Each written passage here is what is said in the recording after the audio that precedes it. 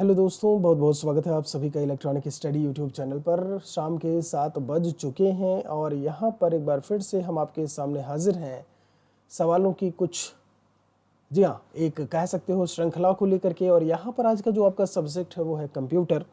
मैं आपको बता दूं, आज हम केवल 10 सवालों के ही बारे में बात करेंगे। आज हम 30 सवाल यहाँ पर नहीं कर पाएंगे, थोड़ा सा समय के अभाव में। और आपको मैं बता दूं, कल फिर से जब हम शाम को 7 बजे मिलेंगे तो सवालों की संख्या 30 होगी। फिलहाल के लिए कंप्यूटर के 10 क्वेश्चन हैं और आपका टारगेट है 7/10 का। तो कमेंट सेक्शन में आप ज़रूर बताइएगा कि आपने 7/10 सही किए या नहीं। बिना किसी देरी के बहुत बहुत स्वागत है, नमस्कार है, गुड इवनिंग है, वेलकम है आप सभी का। वीडियो को लाइक और शेयर आप अगर कर देंगे तो बाकी लोग भी हमारे इस क्लास से जुड़ जाएंगे। बिना किसी देरी के आपका फर्स्ट क्वेश्चन आपसे क्या पूछा है, ज़रा गौर करिएगा। ये कहते हैं कि इनपुट का आउटपुट में रूपांतरण किया जाता है। मीन टू से जो ट्रांसफॉर्मेशन होता है फ्रॉम इनपुट टू आउटपुट, करता कौन है, किसके द्वारा ये काम होता है? तो ये कहते हैं मेमोरी के द्वारा होता है, ये कहते हैं रैम के द्वारा होता है, ये कहते हैं सीपीयू के द्वारा, या फिर पेरिफेरल डिवाइसेस जो होती हैं उनके द्वारा। मैं आपको बता दूं, जब जब हम पेरिफेरल डिवाइसेस को लेकर के बात करते हैं, आंसर जी हाँ करना फटाफट शुरू करिए भाई। तो पेरिफेरल डिवाइसेस में जो आपकी डिवाइसेस होती है, माउस है, कीबोर्ड है, आपका लाइट पेन वगैरह होता है, आप जो राइटिंग पैड वगैरह है, इलेक्ट्रॉनिक राइटिंग पैड, आप इन सभी को यूज़ में ला रहे होते हैं। फिलहाल के लिए इनपुट से जब हम आउटपुट की तरफ बढ़ते हैं, आप बहुत अच्छी तरीके से जानते होंगे, यहाँ पर हमारा इनपुट होता है, बीच में आता है सेंट्रल प्रोसेसिंग यूनिट, और उसके बाद ही हमें जो है वो आउटपुट देखने को मिलता है।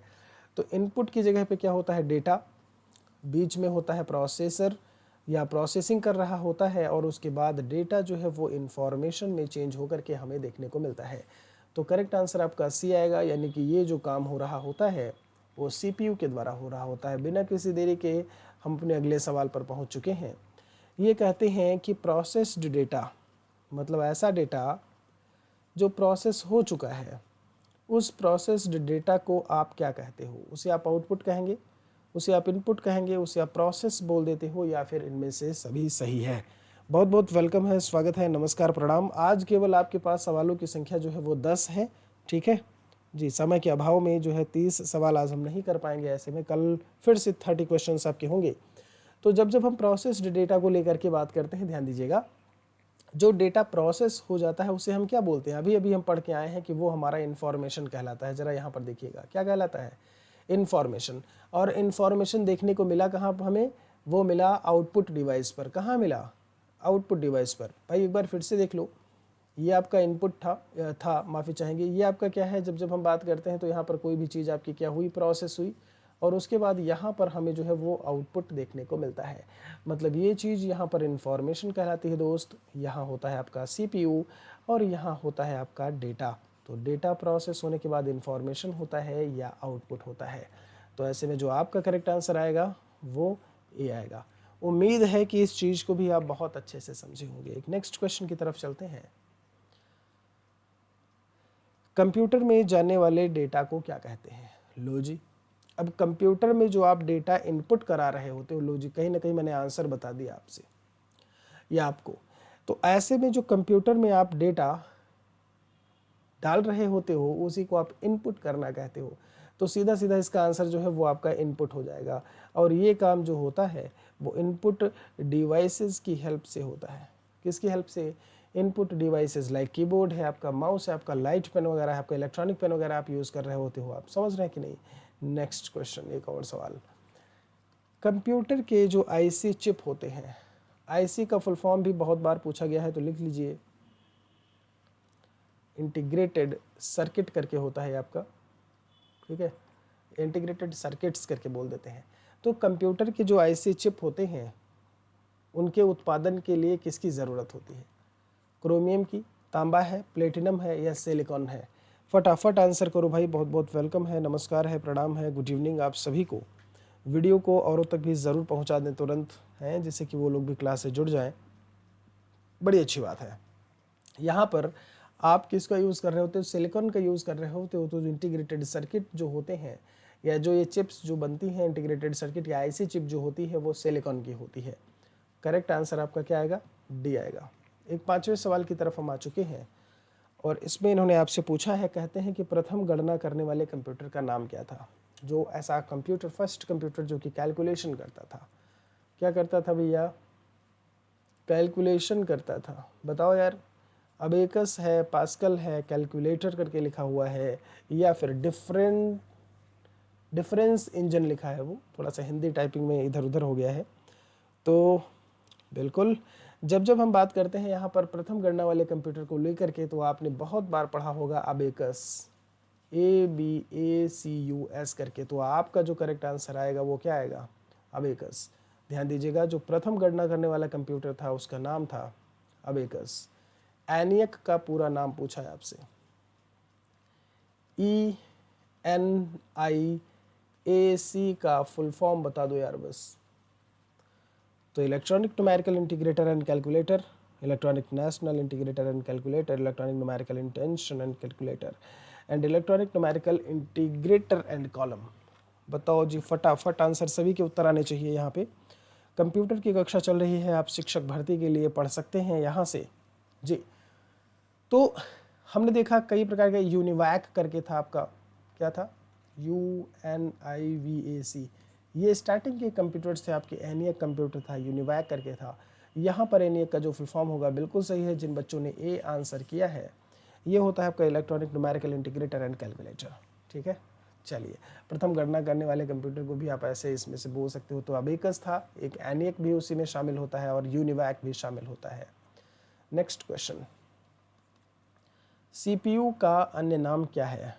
मेमोरी केवल, यानी केवल मेमोरी बोल सकते हो, कंप्यूटर का दिमाग, या कि स्टोरेज यूनिट बोल सकते हो, या फिर इनमें से कोई नहीं। बहुत ही अच्छा सा सवाल भी आपके लिए। एक और क्वेश्चन, तो जब जब हम बात करते हैं यहाँ पर कि CPU का, यानी कि सेंट्रल प्रोसेसिंग यूनिट का अदर नाम या दूसरा नाम क्या है ऐसे में, तो देखिए CPU के 3 पार्ट होते हैं जो हमें देखने को मिलते हैं। एक आपका अरिथमेटिक लॉजिकल यूनिट होता है, एक आपका कंट्रोल यूनिट होता है, और एक आपका होता है मेमोरी यूनिट।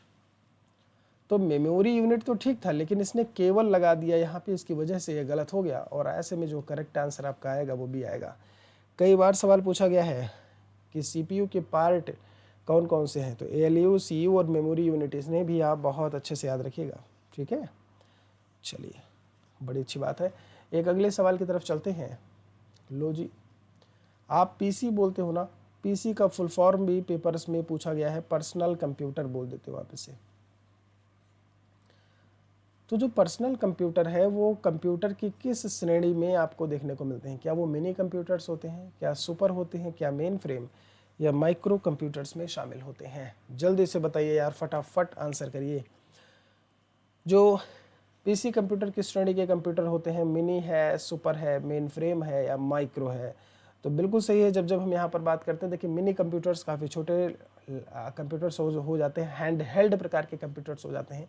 मेन फ्रेम जो है वो बड़े बड़े कंप्यूटर्स होते हैं। आपके ध्यान रखिएगा, आप किसी एक जब आप एक बड़ी कंपनी की बात करते हो, बड़ी यूनिवर्सिटी की बात करते हो, वहाँ यूज़ होने वाले सुपर कंप्यूटर उससे भी बड़े, तो आप यूज़ कर रहे हो तो किसे? माइक्रो कंप्यूटर्स को। तो आपका जो यहाँ से करेक्ट आंसर आएगा। चलिए नेक्स्ट, डिजिटल कंप्यूटर की कार्यपद्धति का सिद्धांत क्या है? लो भाई, जब जब आप बात करते हो कि एक डिजिटल कंप्यूटर किस प्रिंसिपल पर काम करता है, यही आपसे इन्होंने पूछा है? हाँ जी, किस प्रिंसिपल पर काम करता है? मापन, मेजरमेंट, ऑपरेटिंग है, सॉफ्टवेयर, या फिर गणना और तर्क, जिसको हम लोग कैलकुलेशन एंड लॉजिक करके बोल देते हो। बिल्कुल सही आंसर फटाफट आने चाहिए सभी के, जितने भी बच्चे हैं, भले ही गलत हो लेकिन उत्तर करो यार, है माइनस मार्किंग नहीं होती है। क्यों? शिक्षक भर्ती में। बिल्कुल सही है। जब हम डिजिटल कंप्यूटर को लेकर के बात करते हैं तो ये आपका 0-1 यानी बाइनरी नंबर सिस्टम पर काम कर रहा होता है, और गणना और तर्क वाली बातें जो है वो इससे जुड़ी हुई होती हैं। आप समझ रहे हैं कि नहीं? गणना और तर्क वाली बातें इससे जुड़ी हुई होती हैं। एक और क्वेश्चन है, एडसैक यानी कि एजुकेशनल आपकी एक जो है, जब हम बात करते हैं जो आपका कंप्यूटर डिवाइस है, इसके आविष्कारक कौन जाने जाते हैं, या आविष्कारक का नाम क्या है? Howard Aiken, Herman Hollerith, Charles Babbage, या मॉरिस विल्किंस करके लिखा हुआ है। ये सवाल है कठिन प्रकार का। क्यों?